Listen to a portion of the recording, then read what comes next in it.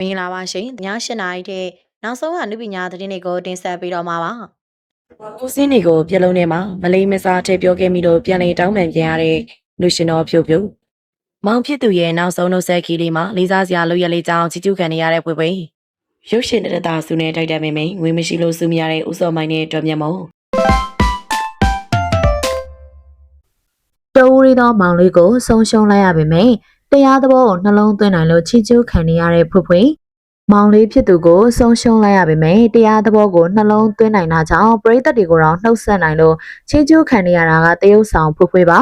ဖွတို့မှာကမိခင်ဖခင်နဲ့အတူဖွရဲ့မောင်လေးစုစုပေါင်းမိသားစုဝင်၄ယောက်ရှိခဲ့တာပါအခုတော့2ယောက်သာကျန်ပါတော့တယ်ဖွဟာမိခင်ဖြစ်သူနဲ့အတူနေပြည်တော်အကယ်ဒမီပေးပွဲကိုတက်ရောက်ဖို့ရောက်ရှိနေချိန်မှာပဲရန်ကုန်ကနေသတင်းစိုးတစ်ခုရောက်လာခဲ့တာပေါ့အဲ့ဒါကတော့အိမ်မှာကျန်ရခဲ့တဲ့သူမရဲ့တိုးရီသောမောင်လေးမိသားစုနဲ့တခုတည်းသောအားကိုရဒေါက်တာအေရင်ဦးခေါ်ဖိုးသားတယောက်သွေးတိုးနှလုံးရောဂါကြောင့်ရုတ်တရက်ကွယ်လွန်သွားရှာခြင်းပဲဖြစ်ပါတယ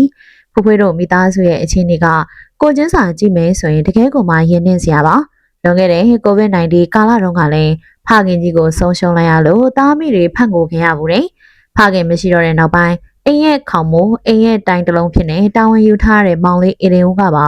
အခုတော့ကံကြမ္မာကရက်ဆက်လွန်းစွာနဲ့ပဲကြံနေတဲ့တိုင်းတလုံးကိုပါထပ်ပြီးတော့ဆွဲနှုတ်သွားခဲ့ပြန်ပါပြီ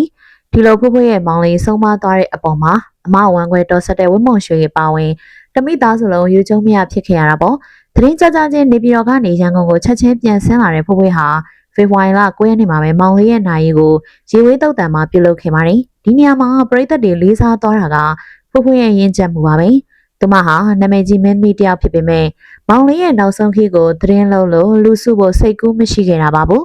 မီဒီယာတွေကိုသတင်းယူခွင့်မပြုသလိုအမှုပညာရှင်တွေကိုလည်းမဖိတ်ကြားဘဲနဲ့မိသားစုတည်တံ့နေတာတိတ်တိတ်ဆိတ်ကျင်းပခဲ့ပါတယ်ဒါဟာဘာကြောင့်လဲဆိုတော့သားတယောက်ဆုံးရှုံးလိုက်ရလို့ယူမတက်ခံစားနေရတဲ့မိခင်ကြီးကိုကင်မရာမီးအောင်နဲ့မိုက်ခရိုဖုန်းတွေလူအုပ်ကြီးတွေကြားထဲမှာပို့ပြီးတော့စိတ်ဒုက္ခမရောက်စေခြင်းနဲ့သမီးလိမ္မာတယောက်ရဲ့ကာကွယ်ပေးမှုလို့သုံးသပ်ရမှာပါဇာပနာအခမ်းအနားမှာမြင်တွေ့ရတဲ့ဖွရဲ့ပုံရိပ်က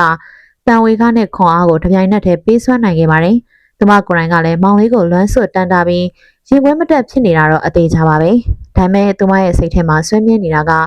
ငါပါပြိုလဲသွားရင်အမေဘသူ့ကိုအားကိုမလဲဆိုတဲ့အသိစိတ်ပါပဲ။ဒါကြောင့်မျက်ရည်တွေကိုမျိုးသိမ့်အနိစ္စဒုက္ခအနတ္တသဘောတရားတွေကိုနှလုံးသွင်းပြီးမိခင်ကြီးရိုင်းလဲမသွားအောင်ဘေးကနေမမမတ်တွဲကူပေးခဲ့ပါတယ်။အယိုးပြမျောတဲ့အချိန်ထိမိခင်ကိုဖတ်ထားပြီးတော့အားပေးခဲ့တယ်လို့လာရောက်တဲ့မိတ်ဆွေတွေကိုလည်းအပြုံးမပြတ်နှုတ်ဆက်နိုင်ခဲ့တဲ့သူမရဲ့စိတ်ဓာတ်လေးဟာတာမန်မိန်းကလေးတယောက်ထားနိုင်တဲ့စိတ်မျိုးမဟုတ်ပါဘူး။ဖွဟာမောင်လေးရဲ့ဇာပနာမှာပရိသတ်တွေကိုတော့လက်ပြနှုတ်ဆက်ခဲ့ရှာပါတယ်။အကယ်ဒမီဆုဆိုတာအမှုပညာအရေးချင်းအတွက်ပေးထားတာဖြစ်ပေမဲ့ဒီလိုလောကနယ်တရားတွေကိုကြံ့ကြံ့ခံနိုင်တဲ့စွမ်းရည်အတွက်ဆုပေးတယ်ဆိုရင်တော့ဖွကထိတ်ဆုံးရမှာတေးကြပါတယ်။မောင်လေးကိုဆုံးရှုံးလိုက်ရတဲ့မိခင်အတွက်အကောင်းဆုံးခံတက်တစ်ခုဖြစ်နေရက်တီပေးခဲ့တဲ့သူမရဲ့လုပ်ရက်က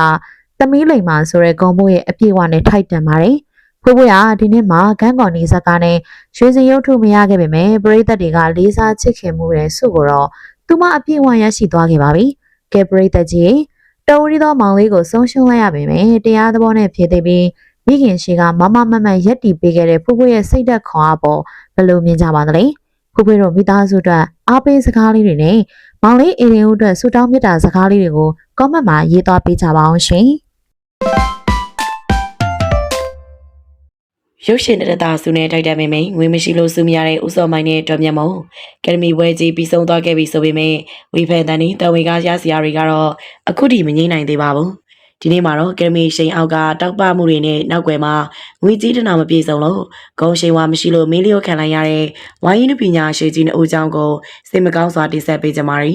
သူတို့ကတော့အသက်60ရွယ်ဘဘဦးစောမိုင်းနဲ့ကယ်ဒမီများရှင်မင်းသမီးကြီးဒေါ်မြတ်မွန်တို့ပဲဖြစ်ပါရီရုပ်ရှင်တရတာစုဆိုတာအနုပညာလောကမှာနှစ်ပေါင်းများစွာကျင်လည်ခဲ့ပြီးဘဝတစ်ခုလုံးကိုရုပ်ရှင်တွေပေးဆက်သူတွေကိုဂုဏ်ပြုတဲ့အမြင့်ဆုံးဆုတစ်စိပ်ပ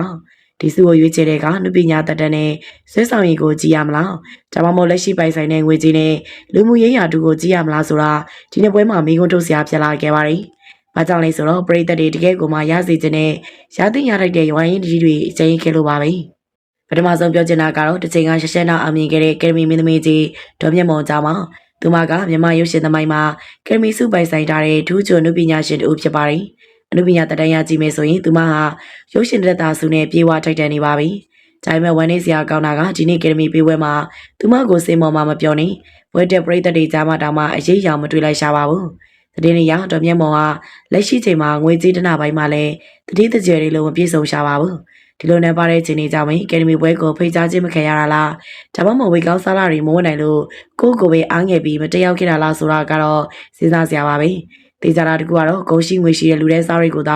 ဦးစားပေးရွေးချယ်သွားတဲ့တသက်တာဆူစီရမှာဒေါ်မြတ်မော်လိုလူမျိုးတွေနေရာမရှိခဲ့ပါဘူး။ကယ်ဒမီရဘူးတဲ့မင်းသမီးကြီးတယောက်ဖြစ်ပါလျက်နဲ့အခုလိုလူရှုခံထားတာနုပညာလောကရဲ့ရက်စက်တဲ့အမှန်တရားတစ်ခုပါပဲ။နောက်တဲ့ရင်ရစရာကောင်းတာကတော့ဘဘဦးစော်မိုင်းမှာအသက်60ကျော်ရွယ်တဲ့ရုပ်ရှင်လောကထဲမှာသရုပ်ဆောင်နေစေဖြစ်တဲ့တက်ရှိရာဇဝင်ကြီးပါ။ဒီနေ့ပွဲကိုဘဘတက်ရောက်ခဲ့ပါတယ်။ဒါပေမဲ့သိန်းရကြီးတန်းနဲ့စိန်နေရွှေတွေဝစ်စင်သားသူတွေကြားမှာဘဘကတော့ဈေးပေါ်တဲ့ကရင်ရိုးရာအင်ကြီးလေးနဲ့အနားတွေဖွာနေတဲ့ဖနန်းအောင်လေးကိုစီးပြီးရိုးရှင်းစွာတက်ရောက်လာခဲ့တာပါ။ပရိသတ်တွေကဒီနေ့တော့ဘဘရသိမီလို့မျှော်လင့်ခဲ့ကြပေမဲ့စုကြည်ညာတဲ့အချိန်မှာတော့ဘဘရဲ့နာမည်ဘဘလာခဲ့ပါဘူး။ရုပ်ရှင်တက်သားစုကိုငွေကြေးပြည့်စုံပြီးအတိုင်းဝိုင်းတော်တင်တဲ့ပုံကိုယ်တွေကသာရရှိသွားခဲ့ကြပါတယ်။ဘဘဦးစော်မိုင်လူတဘောအလုံးရုပ်ရှင်တွေပေးဆက်ခဲ့ပြီးအခုချိန်นี้ရိုးကုတ်ကုတ်နေတိုင်းတဲ့လူပညာရှင်စစ်စစ်ကိုတော့ငွေမရှိလို့မျက်နှာမကြည့်လို့ချန်လက်ထားခဲ့သလားလို့တောင်မှထင်မရပါတယ်။ဘဘခင်ဗျာဘာစုမှမပါပ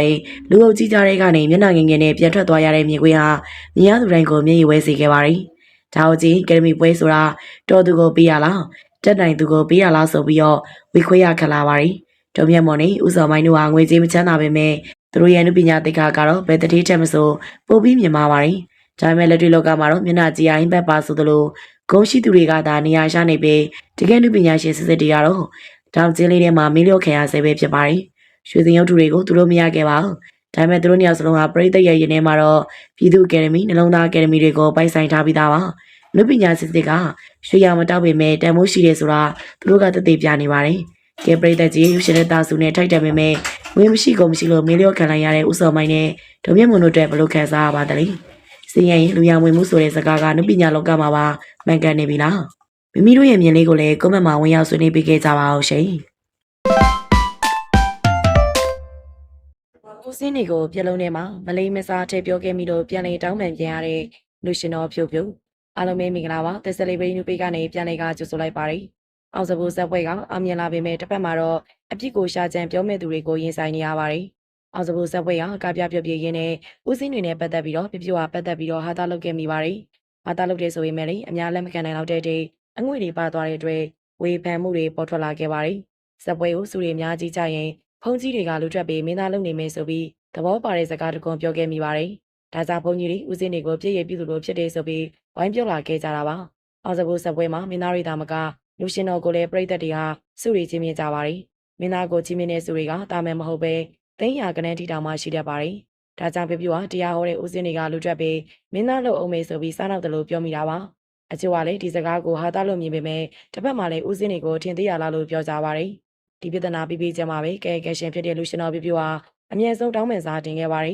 သူ့ရဲ့လီတန်ကတော့အမားကိုဝင်ခံပြီးနောက်နောက်ရတာကြောင့်အချိန်မဆွဲပဲချက်ချင်းတောင်းပန်စကားပြောခဲ့ပါတယ်အချိန်နေရာလေးလူရှင်တော်တွေဆိုတာကလူအများကြောင့်မှဖြစ်လေဖြစ်တာရှိတဲ့အကြောင်းအရာတွေကိုပြလုံးထဲမှာထည့်ပြခွင့်ရှိတယ်ဆိုပြီးနားလည်ပေးကြပါတယ်ဒါပေမဲ့ပြပြဟာလူသိရှင်ကြတောင်းပန်ရတာကခုဆိုရင်တော့နှစ်ခါရှိသွားခဲ့ပါပြီပထမတစ်ချိန်မှာတော့ကလေးမေကိုရိုင်းကလည်းခုလုပ်ပေးသလိုထိခိုက်လူစိတ်လည်းမပါဝင်တာကြောင့်တပင်စီယုံမှာခံဝန်ထိုးပြီးတော့ပြီးဆုံးသွားခဲ့ပါတယ်တပင်စီယုံကလူကြီးတွေကပြပြကိုမနစ်နာစေချင်တာကြောင့်ခံဝန်နဲ့ပဲနားလည်ပေးခဲ့ကြပါတယ်ဒီပြဿနာပြပြမကြခင်မှာပဲဦးစင်းတွေကိုပြက်လုံးနဲ့ထည့်ပြောမိတာကြောင့်တောင်းပန်လိုက်ရပြန်ပါတယ်လူရှင်တော်ဆိုတာစကလုံးကိုကစားပြီးပြိသက်ကိုရှင်းအောင်လုပ်ရတဲ့သူတွေဖြစ်ပေမယ့်ဘာသာရေးလူမျိုးရေးနဲ့ပုဂ္ဂိုလ်ရေးထိခိုက်စေတဲ့စကားတွေကိုတော့လူရှင်တော်ကြီးတွေတောင်မှရှောင်ကျဉ်ကြပါတယ်နဂါတောင်မှတောင်းပန်ရတဲ့ဆိုတွေကသူ့ရဲ့ပြက်လုံးတွေစကလုံးရွေးချယ်မှုတွေမှာစီစစ်မှုအားနည်းနေသလားလို့မိကွန်းတို့စရာဖြစ်လာပါတယ်လူတယောက်တည်းပြောလိုက်တာဖြစ်ကောင်းဖြစ်နိုင်ပေမဲ့ဒဏ်ခတ်ခင်ရရင်တော့အောင်စဘူးဖွဲ့ကြီးတစ်ဖွဲ့လုံးမှာပါသွားနိုင်ပါတယ်အောင်စဘူးလည်းလူရှင်တော်ပြဿနာဖြစ်တိုင်းမှာကောင်းဆောင်တယောက်ပြီးတောင်းပန်ပေးကြရပါတယ်မြန်မာပြည်သက်တရားသဘောထားကြီးကြပြီးတောင်းပန်ရင်တော့ခုလွတ်တက်ကြပါတယ်ဒါပေမဲ့ဦးစင်းတွေကိုပြက်လုံးထဲမှာထည့်ပြီးပြောတာကပြောစရာဖြစ်သွားစေလို့ဖြစ်ပြအနေနဲ့နောက်ပွဲတွေမှာပို့ပြီးတော့သတိထားရတော့မှာပါအချို့သောလူရှင်တော်ကြီးကဘုံကြီးပုံစံသင်္ကန်းဝတ်ပြီးပြက်လုံးပြက်ဖူးကြတယ်ဆိုတော့လေနားလည်ပေးကြပါတယ်ဖြစ်ပြကအရှင်အမားတွေကိုပြည့်စည်ရင်းနဲ့မတူညီတဲ့အမားတွေကိုလုံးမိလာတာကြောင့်သူ့ကိုယ်ပဲမနာလို့ဖြစ်နေကြတာလားလို့တွေးလာကြပါတယ်အခုဆိုရင်ဖြစ်ပြကစစ်စင်ပေါ်မှာကလေးကိုမြင်ရင်တောင်ကြောက်နေပြီးဝဝေးမှာသွားထိုင်နေကြပါတယ်စသပင်တကူအောင်မြင်ဖို့ဆိုရင်လူရှင်တော်တွေကလည်းရေးပါတာကြောင့်ဖြူဖြူရဲ့ပြလုံးတွေကအောက်စဘူးတပင်ကိုလည်းကြော်ကြားစေခဲ့ပါတယ်။အောက်စဘူးတပင်ကိုစတင်တီတောင်တွေကဖြူဖြူလည်းပါဝင်လာခဲ့တာဖြစ်ပြီးအတိုက်ကက်တွေများတဲ့သူကိုလည်းတနာနေကြပါတယ်။ဦးစင်းတွေကို မျက်လုံးထဲမှာတက်ပြက်မိတဲ့ပြပြရဲ့စကားတွေကတကယ်ပဲလွန်သွားခဲ့တာလားဆိုတာကွန်မန့်မှာမြင်လေးတွေကိုပြောခဲ့ပြီးပါအောင်ရှင်။အားပေးနာဆင်ခဲ့ကြတဲ့အတွက်အားလုံးကိုကျေးဇူးတင်ပါတယ်။နောက်နေ့ဒီမှာလည်းခုလိုမျိုးစိတ်ဝင်စားစရာကောင်းတဲ့အကြောင်းအရာတွေနဲ့တူပြန်လာခဲ့ပါအောင်မယ်ရှင်။ဒီနေ့လောင်းနေပဲနှုတ်ဆက်ခဲ့ကြပါမယ်။အားပေးနာဆင်ခဲ့ကြတဲ့ပရိသတ်တယောက်ချစ်စီတိုင်းနဲ့ကိုယ်စိတ်နှလုံးရှင်လန်းချမ်းမြေပါစေကြောင်းကျမတို့ရဲ့ပေလေးကနေပြီးတော့ဆုတောင်းမေတ္တာစကားလေးလက်ဆောင်ပါလိုက်ပြစေနော်။မောင်ဖြစ်သူရဲ့နောက်ဆုံးနှုတ်ဆက်ခီးလေးမှာလေးစားစရာလုပ်ရလေးကြောင်းချီးကျူးခံနေရတဲ့ပွေပွေကျမတို့ရဲ့ဆယ်လီဂရု channel လေးကနေပြန်လည်ကကြိုဆိုလိုက်ပါရစေမင်းသမီးကျော်လေးပွေပွေရတော့လှပကျော်ရှင်တဲ့ fashion လေးနဲ့တူ academy ပွဲကိုတက်ရောက်နိုင်ခဲ့သူဖြစ်ပါတယ်ပြောစရာတွေပြည့်နေနေတဲ့ပွဲတစ်ခုဖြစ်ပေမဲ့လည်းပွေပွေတက်တော့အားတင်းကကြော်ပြရတာဖြစ်ပါတယ်ဒါကြောင့်လေခရန်ခီးလန်းလေးမှာမျက်ရည်စာရီနဲ့တူဖြစ်ခဲ့ရပါတယ်ပွေပွေအနေနဲ့ academy ပွဲတက်ရောက်နေတဲ့ချင်းလေးတွင်မောင်ဖြစ်သူကိုလက်လွတ်ခဲ့ရပါတယ်ဒါကြောင့်လေဖိုးသားလေးနဲ့ပတ်သက်ကစိတ်မကောင်းဖြစ်ခဲ့ရလေးဖြစ်ပါတယ်ဘိုးသားလေးကတော့ဝိစင်လေး academy ကိုရောက်နေတဲ့အချိန်မှာပဲရုတ်တရက်နှုတ်ဆက်သွားခဲ့ရပါတယ်။ဘိုးဘွေကတော့တည်ငြိမ်ရေးကျက်စွာနဲ့တူကောင်းမွန်စွာပြတ်တန်းခဲ့သူပါ။သမီးကြီးပြပြီးမိခင်ဖြစ်သူရဲ့နဘေးလေးမှာတူတူရှိပေးနိုင်ခဲ့တာဖြစ်ပြီးမောင်ဖြစ်သူတပ်ပေါင်းအမကြီးအမိယာပြီးသားခဲ့ရပါတယ်။ဒါကြောင့်လေနှုတ်ဆက်နဲ့တူနောက်ဆုံးချိန်လေးမှာအပိပိုင်နှုတ်ဆက်သွားခဲ့ရပါတယ်။ပရိသတ်တရားတော့ဘိုးဘွေရဲ့တည်ငြိမ်လုံးနဲ့နှုတ်ဆက်မှုလေးကြောင့်ချီးကျူးနေကြတာဖြစ်ပါတယ်။ဝမ်းနေကြပေမဲ့လည်းရရကိုလက်ခံကအကောင်းမွန်ဆုံးထိနိုင်ခဲ့တာဖြစ်ပါတယ်။ဒါကြောင့်လေအပိမှုလေးနဲ့တူအလေးစားလာခဲ့ရတာဖြစ်ပါတယ်။ပရိသတ်ကြီးတို့လည်းပွဲစဉ်လေးတွေအားပေးစကားလေးတွေမျှဝေပေးခဲ့ပါအောင်ရှင်။အဆုံးထိကြည့်ကြွားပေးခဲ့ကြတဲ့အတွက်အားလုံးကိုကျေးဇူးတင်ပါတယ်။